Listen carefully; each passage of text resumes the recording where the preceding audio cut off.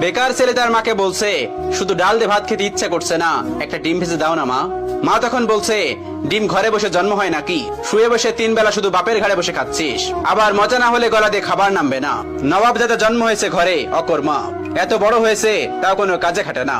বেকার ছেলের একটা ডিমের আবদারের বিপরীতে মা এতগুলো কথা শুনিয়ে দিল। রাগে গজগজ করতে করতে জায়গা ত্যাগ করলো। খাবার টেবিলে মায়ের এমন কথা শুনে গলা দিয়ে আর খাবার নামলো না। ভাতের প্লেটটা রেখে হাত ধুয়ে ফেললো। মা চাইলে ভালোভাবে বলতে পারতো ডিম নেই।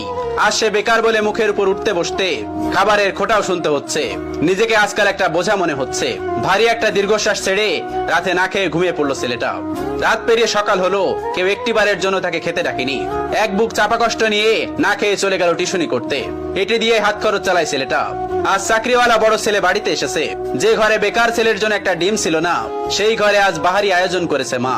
দুপুরে বড় ছেলেকে যত্ন করে খেতে দিল মা। ওই সময়